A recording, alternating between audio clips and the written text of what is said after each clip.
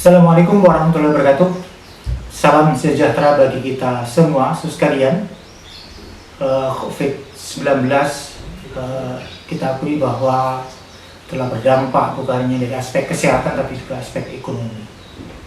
Di samping itu ada aspek lain yang saya kira berdampak, aspek psikologi masyarakat. Nah, pada video kali ini saya telah mewawancarai Nini Setiawati, Master Psikologi Universiti Malaya, Malaysia, yang melihat dari aspek psikologi dampak COVID-19 dari aspek psikologi. Nah, seperti apa? Silakan Anda saksikan video ini. Oh gitu ya. Oke, Mbak, ini fenomena menarik sebetulnya ketika kita menghadapi pandemi COVID-19 ini, Mbak. Fenomena masyarakat di mana sekarang itu masyarakat ada ketakutan tertentu, misalnya banyak di gang-gang itu dikasih portal misalnya, kemudian ada orang lain yang batuk aja takut. Ini sebetulnya secara psikologis ini seperti apa, Pak? Ini fenomena apa ini dalam ilmu psikologi yang Mbak tekuni ini? Seperti apa ini? Ya, sebenarnya kan semua orang itu punya mekanisme pertahanan diri ya.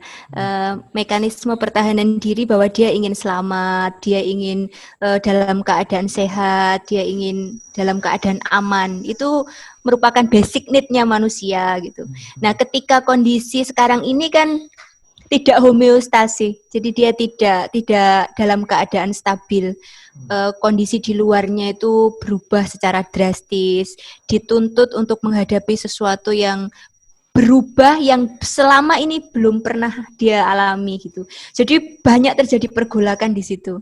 Kalau saya ambil dari teorinya Maslow itu kondisi-kondisi seperti itu kan kondisi yang tidak homeostasi, kondisi yang tidak seperti biasanya, yang tidak stabil.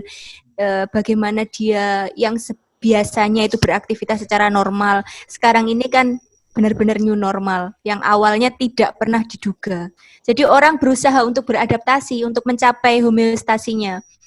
Cuman kan nggak semua orang bisa beradaptasi dengan cepat, Pak. Nah, itulah yang akhirnya berdampak kepada psikologisnya.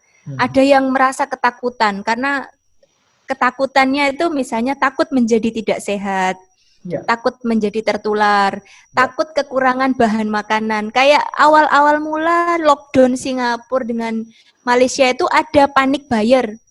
Jadi mereka begitu ada informasi itu, mereka merasa stok makanan di rumah itu tidak ada atau kurang.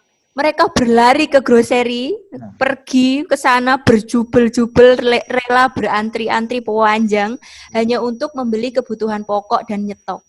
Misalnya beras, minyak, dan sebagainya. Karena itu untuk memenuhi kebutuhan dasar mereka supaya mereka merasa aman. Tapi mereka terus begitu merasa tidak aman kan, mengambil banyak gitu, heboh sendiri. Nah, itu dampaknya akhirnya ke psikologisnya. Kalau beberapa orang mengatakan jadi nggak well-being, jadi nggak happy, jadi nggak tenang hidupnya. Nah, itu yang sekarang ini banyak terjadi di masyarakat. Orang-orang pada nggak homeostasi. Dan untuk menyeimbangkan itu tidak semua orang sama. Ada yang cepat mampu beradaptasi, ada yang kebingungannya lama, ada yang paniknya berlebihan. Nah, yang paniknya berlebihan bisa stres, depresi.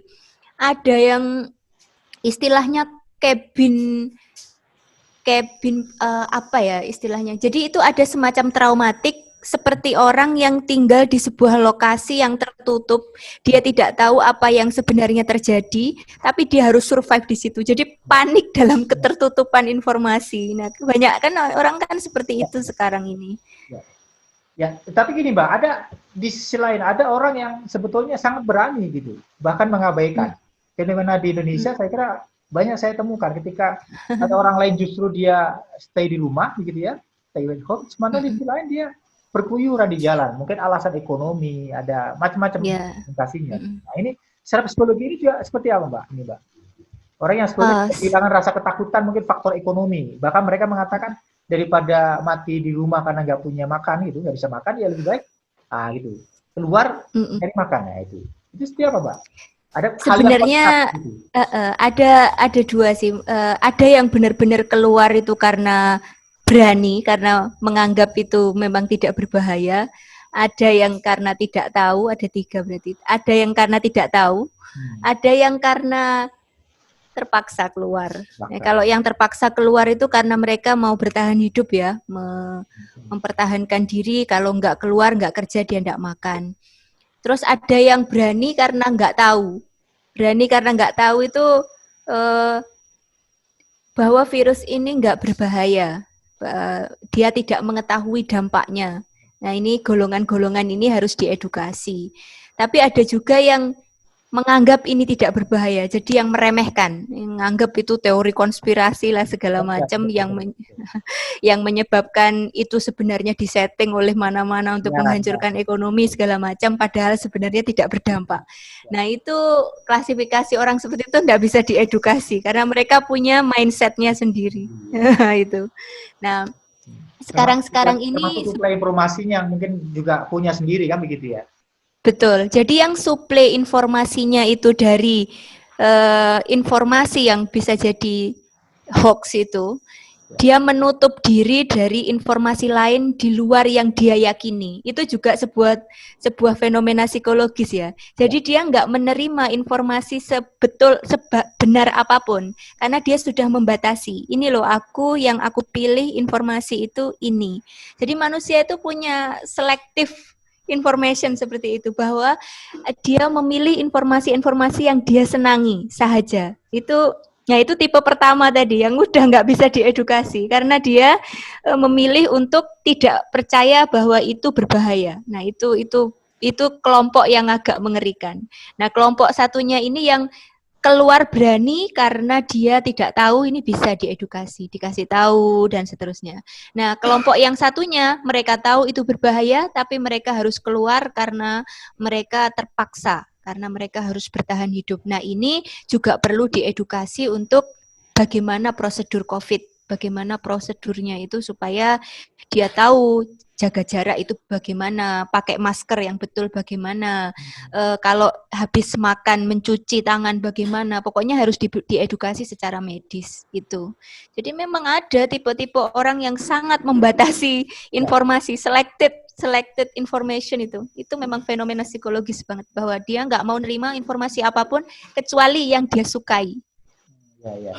Mbak, untuk di Malaysia memang standar edukasinya bagus ya oleh pemerintah sana ya. Misalnya katakanlah tadi ketika ada masyarakat yang keluar harus pakai masker, kemudian tempat-tempat tertentu depan rumah, ibadah, kantor harus ada tempat cuci tangan dan seterusnya, hand sanitizer dan seterusnya. Itu ada juga sana ya? Ada memang, betul. Itu satu pintu Pak soalnya. Jadi kalau di Indonesia itu lucunya kan gini, pemerintah baru saja memberi informasi apa gitu. Terus habis itu ada lagi pihak tertentu yang mementahkan itu, terus membuat yang lain kebingungan misalnya begitu. Di Malaysia enggak. Jadi satu pintu, setiap menjelang 14 hari mereka punya pengumuman. Mereka juga mengiringi pengumuman itu dengan standar-standar baru tertentu, ada statistiknya yang jelas, kemudian apa-apa saja yang harus dilakukan, pasal-pasal apa yang dianggap betul dan pasal apa yang dianggap melanggar, hukumannya seperti apa, itu mereka bacakan betul-betul pada saat itu. Jadi mereka ada semacam konferensi pers tiap 2 minggu. Itu isinya itu jadi kita di Indonesia malah tiap hari itu ada update. Tapi setiap hari tapi tidak efektif, sama aja. Kepatuhannya. Iya betul. Ya, itu tapi gini, Mbak, jelas. Tapi gini Mbak, ini menarik. Kalau di Indonesia tadi barangkali ya itu ya. Tapi sisi lain peran masyarakat itu sangat luar biasa ketika ada muncul misalnya kampung tangguh, muncul perasta masyarakat membantu ikut menyemprot disinfektan di kampung. Itu kira-kira kalau Malaysia ada nggak fenomena seperti itu? Peran masyarakat partisipasinya sangat kuat misalnya, ada nggak kira-kira? Tidak ada ya? Malah jarang ya kalau yang seperti itu. Jarang. Pemerintah yang aktif itu ya.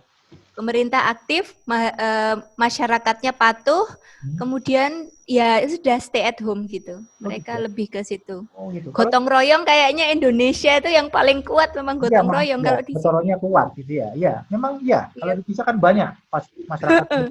membuat relawan satgas dan seterusnya ikut Mm-mm, apa membersihkan betul. kampung pakai disinfektan dan seterusnya. Kalau di Malaysia nggak ada ya. Artinya udah Malah tidak ada ya. Malah nggak terlalu dengar saya yang seperti itu. Ya pokoknya patuh gitu, ada aturan, mereka patuh, mereka taat, stay at home ya stay at home gitu. Kalau melaksanakan aktivitas keluar ya prosedur COVID-nya harus sudah dilaksanakan gitu aja sih. Mbak Nini, ini Ya. dari sisi psikologi. Tadi di Indonesia memang tidak kita temui misalnya seperti tadi memborong makanan bahan pokok itu tidak. Gitu. Jadi mungkin barangkali kalau hierarki kebutuhan kita Indonesia mungkin tidak takut karena itu juga sebetulnya ya. Berbeda dengan tadi Malaysia dan Singapura gitu ya. Orang Jadi, Indonesia itu kalau di Maslow ya hierarki kebutuhan di Maslow mungkin Indonesia bukan itu ya sebetulnya ya. betul. Ya, apa kira-kira itu, Mbak? Fenomena apa? Menarik. Orang Indonesia itu bahkan mereka bisa bahagia tanpa harus melalui tahapan-tahapan itu. Hierarki Maslow. Jadi memang kalau saya tuh pernah melakukan penelitian tentang itu, tentang happiness. Kalau yang di Indonesia itu mereka itu self esteem, happiness yang atas-atas itu dari hierarki itu, Ya. mereka bisa mencapai itu tanpa harus mereka kaya, mereka mendapat limpahan kasih sayang, mereka harus merasa aman itu enggak harus. Jadi orang Indonesia itu bisa lewat meloncat sampai level tinggi tanpa harus itu. Makanya nggak ada panic buying, nggak ada perasaan takut lapar dan sebagainya. Lapar yo, poso gitu. Ya, betul. Ya, itu ya, luar biasanya ya. Iya, memang tahan banting orang Indonesia itu. Ya. Jadi beda dengan yang tadi Mbak Nini singgung ya, Malaysia termasuk Singapura itu kan ketakutan sekali. Mungkin kalau dikaitkan dengan tadi ya, hierarki kebutuhan Maslow itu. Ya. Ini dugaan saya ya, kayaknya begitu. Ya memang ya, kita temui begitu di tempat lain antri sembako dan seterusnya. Kalau di Indonesia kan tidak banyak itu yang. Nah, terus kalian demikian tadi paparan dari Mbak Nini, saya kira menarik bahwa dampak secara psikologis COVID-19 bagi masyarakat, terutama kepanikan tadi yang menarik lagi adalah ternyata Indonesia, warga negara Indonesia tidak dampak kepanikan dengan membeli sembako dan sebagainya tidak terjadi. Bahkan masyarakat Indonesia dianggap masyarakat yang cukup tangguh, ya. Bahkan gotong royongnya sangat tinggi dan itu tidak ditemukan di beberapa negara. Tetapi yang terpenting adalah poinnya adalah Anda tetap waspada, tetap hati-hati karena virus ini belum selesai, maka Anda harus disiplin menggunakan masker dan menjalankan protokol kesehatan. Ketangguhan secara ekonomi, secara psikologi tidak cukup karena itu akan semakin memperumit suasana, apalagi peningkatan korban COVID-19 cukup tinggi dan meningkat, terutama di Indonesia dan khususnya di Jawa Timur karena salah satunya adalah kepatuhan masyarakat untuk tidak menjaga protokol kesehatan. Salah satunya adalah dengan menggunakan masker. Saya kira itu bincang santai saya dan mudah-mudahan video ini bermanfaat. Sampai jumpa pada video saya berikutnya. Assalamualaikum warahmatullahi wabarakatuh.